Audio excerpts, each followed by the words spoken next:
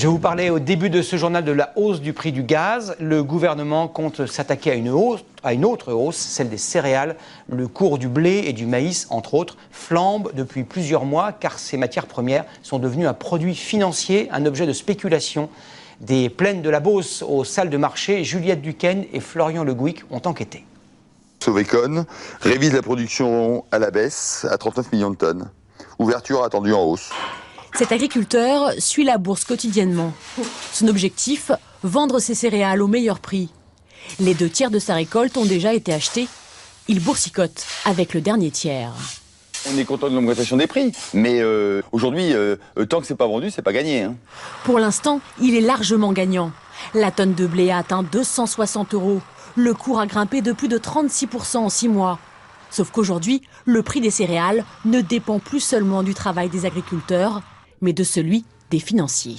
Avant, les agriculteurs ne se posaient pas la question. Je veux dire, les céréales prenaient 5% tous les ans. Aujourd'hui, personne n'est incapable de dire ce qui va se passer demain ou après-demain. Mais comment la finance et l'agriculture, 2 mondes aussi éloignés, ont-ils pu autant s'entremêler? Le lien se fait dans ces salles de marché, là où le prix des céréales est fixé. On a un certain nombre de clients, on a un portefeuille de clients, des coopératives, des négociants, des industriels et effectivement ensuite des banques, des market makers, des fonds d'investissement qui utilisent en revanche les produits pour spéculer. Le problème, c'est que les spéculateurs sont devenus trop nombreux. À la fin des années 90, ils ne représentaient que 20% des intervenants. Aujourd'hui, la part est estimée à 85%. Sauvés par le sucre. Ils sont attirés par de nouveaux produits financiers qui parient sur la hausse ou sur la baisse du prix des céréales. Ça marche bien, on est plutôt content. C'est une activité nouvelle pour le groupe, on peut difficilement faire l'impasse. Les spéculateurs sont-ils pour autant à l'origine des fortes variations de plus en plus fréquentes sur les marchés des matières agricoles? Les débats entre économistes font rage.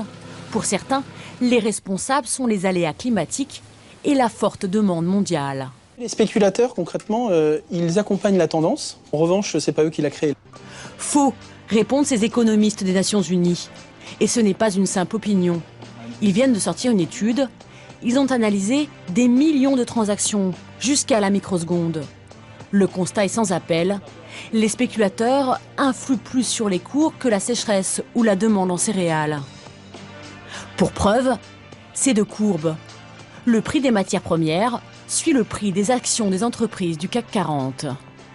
Une entreprise qui est active, par exemple, en technologie, elle détermine le prix de la vache qui broute son herbe. C'est pas le consommateur final, c'est ni le producteur. Ça a absolument aucun sens. Absolument aucun sens. C'est totalement ridicule. En 10 ans, ces produits spéculatifs ont bondi de 8 milliards à 360 milliards d'euros. Et le problème, c'est que ces paris sur des produits alimentaires peuvent avoir de lourdes conséquences. Augmentation des prix, émeute de la faim.